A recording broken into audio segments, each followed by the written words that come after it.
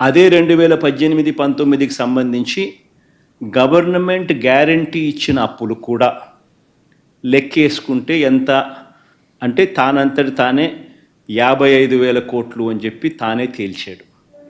రెండు కలిపితే రాష్ట్ర ప్రభుత్వానికి చంద్రబాబు నాయుడు దిగిపోయే టయానికి ఉన్న అప్పులు 3,13,000 కోట్ల రూపాయలుగా 3,13,000 కోట్లు అంటూ చంద్రబాబు నాయుడు గారు తాను స్వయంగా ప్రవేశపెట్టిన బడ్జెట్ డాక్యుమెంట్స్లో తానే తేల్చి చెప్పాడు. పేజ్ నెంబర్ 14, పేజ్ నెంబర్ 16 తాను ప్రవేశపెట్టిన బడ్జెట్ డాక్యుమెంట్లలో ఇదే అప్పును 2024-25 అంటే మా వైఎస్ఆర్సీపీ ప్రభుత్వం దిగిపోయే నాటికి రాష్ట్రంలో ఎంత అప్పులు ఉన్నాయి అని చెప్పి తానే తెంచుతూ తానే తేలుస్తూ తానే ప్రవేశపెట్టిన అదే బడ్జెట్ డాక్యుమెంట్లో అదే పేజ్ నెంబర్ 14 అదే పేజ్ నెంబర్ 16లో తాను చెప్పుకొచ్చాడు. 2023-24 అంటే మన ప్రభుత్వం వైఎస్ఆర్సీపీ ప్రభుత్వం దిగిపోయే నాటికున్న అప్పులు 4,91,000 కోట్లకు ఎగబాకాయని, అదే రకంగా ప్రభుత్వం గ్యారంటీ ఇచ్చిన అప్పులు 1,54,000 కోట్లకు ఎగబాకాయని, రెండు కలిపితే 2023-24 సంవత్సరం అంటే వైఎస్ఆర్సీపీ ప్రభుత్వం దిగిపోయే నాటికి 6,46,000 కోట్ల రూపాయలని చెప్పి తానే తేల్చాడు. అంటే 3,13,000 కోట్లు తాను దిగిపోయే నాటికి ఉన్న అప్పులు వైఎస్ఆర్సీపీ ప్రభుత్వం దిగిపోయే నాటికల్లా 6,46,000 కోట్ల రూపాయలని తానే తేల్చి చెప్పాడు. తాను ప్రవేశపెట్టిన బడ్జెట్ డాక్యుమెంట్లే సాక్ష్య ఆధారాలతో సహా ఇక్కడ ప్రవేశపెడతా ఉన్నాం. ఈ రిపోర్టుకు తోడు కాగ్ అంటే రాష్ట్ర ప్రభుత్వాన్ని ఆడిట్ చేసే కాన్స్టిట్యూషనల్ బాడీ కాగ్ చెప్పిన నివేదిక కూడా ఒకసారి చూసినట్టయితే కాగ్ నివేదిక కూడా ఇదే రాష్ట్ర ప్రభుత్వం ఇదే బడ్జెట్ సమావేశాల్లో కాగ్ నివేదికను కూడా ప్రొడ్యూస్ చేశారు. అసెంబ్లీలో వాళ్ళు అది కూడా చూపించడం జరిగింది, ప్రొడ్యూస్ చేయడం జరిగింది.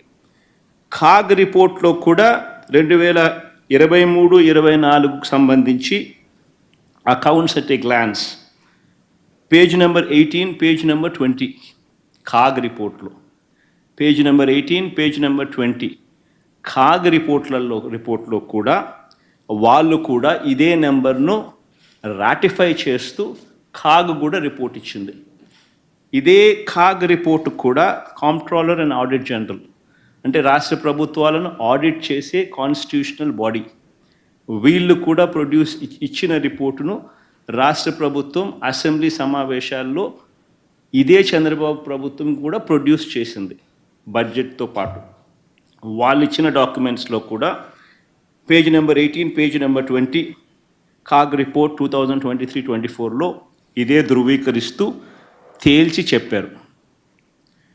మళ్ళీ నేను ఇదే క్వశ్చన్ మళ్ళీ క్వశ్చన్ అది కూడా ఆ రిపోర్ట్ కూడా మేము ముందర ఉంచడం జరిగింది. కాగ్ రిపోర్టు కూడా కింద పైన రెండు budget documents page number 14 and 16 కింద ఉన్నవి రెండు CAG reports page number 18 and page number 20 ఈ రెండు కూడా చూపించడం జరుగుతూ ఉంది.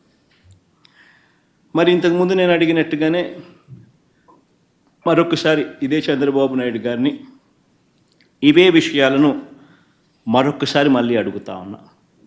అయ్యా అబద్ధాలు చెప్పడం ధర్మమేనా అని.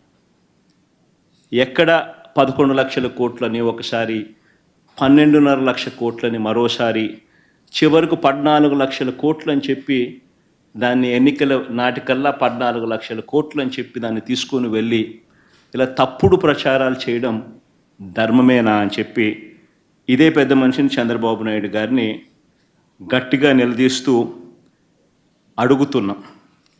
ఇదే మాదిరిగానే చంద్రబాబు నాయుడుకి సంబంధించిన తన ఎల్లో మీడియా ఇదే దుష్ప్రచారాన్ని కొనసాగిస్తూ ఏ రకంగా ఒక ఒక ఆర్గనైజ్డ్ క్రైమ్ ఎలా చేస్తారు అనేది ఇంతకుముందు కూడా చూపించిన, అంటే వ్యవస్థీకృత నేరాలు చేసే ఒక వ్యవస్థ వీళ్ళకి మాత్రమే ఉంది. ఒక పద్ధతి ప్రకారం ఒక గోబెల్స్ ప్రచారంలో భాగంగా వాళ్ళకి సంబంధించిన ఎల్లో మీడియా అంటే ఓ ఈనాడు, ఓ ఆంధ్రజ్యోతి, ఓ టీవీ5, వీళ్ళకు తోడు ఏ రకంగా వీళ్ళు ఉంటారు, ఏ రకంగా చంద్రబాబు నాయుడు ఉంటాడు, ఏ రకంగా ఓ దత్తపుత్రుడు ఉంటాడు, ఏ రకంగా వీళ్ళకు బీజేపీ పార్టీలో కూడా వీళ్ళకి సంబంధించిన మనుషులే అక్కడ కూడా ఉంటారు, వాళ్ళు కూడా ఏ రకంగా అందరూ కలిసి ఒకే కోరస్గా ఏ రకంగా అబద్ధాలకు రెక్కలు కట్టి ప్రచారం చేస్తారు, ఒక వ్యవస్థీకృత క్రైమ్ ఏ మాదిరిగా చేస్తారు అని చెప్పి మీకు ఇంతకు ముందు కూడా విపులంగా కూడా చెప్పడం కూడా జరిగింది. ఆశ్చర్యం ఏమిటనంటే చంద్రబాబు నాయుడు గారు తన గుండెల మీద తాను చేతులు వేసుకుని తాను ప్రజలకు సమాధానం చెప్పాల్సిన విషయం ఇది. ఎందుకనంటే అధికారంలోకి వచ్చి 6 నెలలు అవుతా ఉంది. మొత్తం ప్రభుత్వం యంత్రాంగం అంతా కూడా చంద్రబాబు నాయుడు గారి చేతుల్లోనే ఉంది, మా దగ్గర లేదు, మా చేతుల్లో లేదు. 6 నెలల నుంచి మొత్తం ప్రభుత్వ యంత్రాంగం అంతా చంద్రబాబు నాయుడు గారి చేతుల్లోనే ఉంది. ఆయన అధికారంలోకి వచ్చి 6 నెలలు అయింది. మరి చంద్రబాబు నాయుడు గారి చేతుల్లో ఉన్న అధికారులతోనే తానే బడ్జెట్ తయారు చేయించి అసెంబ్లీలో తానే ప్రవేశపెట్టాడు. అందులోని అంకెలు కూడా చంద్రబాబు గారే పెట్టారు. చివరికి ఆ లెక్కలను కూడా కాన్స్టిట్యూషనల్ బాడీ అంటే కాగ్, ఒక రాజ్యాంగ వ్యవస్థ, ఒక రాజ్యాంగ సంస్థ కాగ్ కూడా ఆ అధికారిక లెక్కలను ధృవీకరించింది.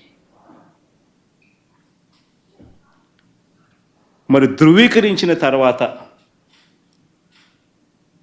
నీ హయాంలో నీ అధికారుల చేత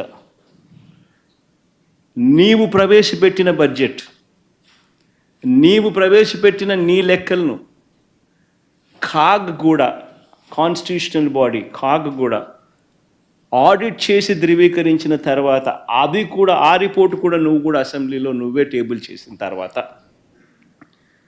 మరి నువ్వు చెప్పిన నీ లెక్కలు, నువ్వు చెప్పిన ఈ నెంబర్స్ మరి నువ్వే ప్రవేశపెట్టిన తర్వాత ఈ అప్పుల గురించి మీరు ఖరారు చేసిన వివరాల మీద మీరే ఒప్పుకోకపోతే ఇక మీరు అసెంబ్లీలో ఈ నెంబర్సు ఇవన్నీ ఎందుకు ప్రవేశపెట్టారు? మీరు పెట్టిన వాటి మీదనే మీరే అసెంబ్లీకి సాక్షిని చేస్తూ అసెంబ్లీకి ప్రవేశపెడతారు. పెట్టిన తర్వాత మీ మంత్రులు మీరు మళ్ళీ బొంకుతారు. 6,46,000 కోట్ల అప్పులు ఉన్నాయని మీరే ప్రవేశపెట్టి మీరే లేదు 6,46,000 కోట్లు కాదు 10,45,000 అని ఎవడు అంటాడు, ఇంకోడెవడో ఇంకో నెంబర్ అంటాడు, ఇంకోడు అంటాడు, చంద్రబాబు నాయుడు గుంజిని తీస్తానంటాడు, ఇంకా వస్తే మీరు పక్కకు వస్తే మీకు చెప్తాను, ఇంకా ఎక్కువ, ఇంకా వేరే నెంబర్లు చెప్తానంటాడు.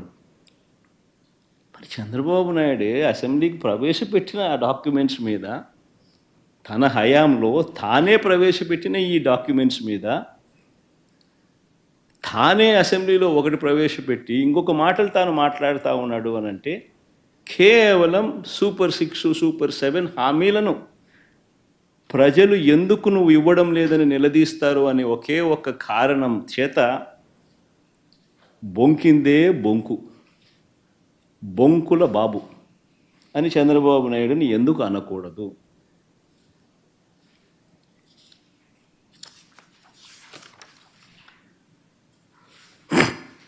చంద్రబాబు నాయుడు ఇంకా ఒక అడుగు ముందుకేస్తూ చెప్పిన అబద్ధాలే మళ్ళీ చెప్పుకుంటూ వస్తూ ఉంటాడు. స్పిల్ ఓవర్ అకౌంట్స్ మీద కూడా ఒక ఇదే రకమైన దుష్ప్రచారం. ఈరోజు నేను చూపిస్తా ఉన్నా, ప్రతి సంవత్సరం మామూలుగా స్పిల్ ఓవర్ అకౌంట్స్ ఉంటాయి. ప్రతి సంవత్సరం, ఈ సంవత్సరం నుంచి కాస్త కూస్తూ నెక్స్ట్ ఇయర్కి మళ్ళీ స్పిల్ ఓవర్ అనేది ప్రతి బడ్జెట్ నుంచి ఇంకొక బడ్జెట్కు స్పిల్ ఓవర్ అనేది సర్వసాధారణంగా స్పిల్ ఓవర్ బిల్స్ అనేది ఉంటాయి. చంద్రబాబు నాయుడు గారు 2019లో దిగిపోతూ తాను స్పిల్ ఓవర్గా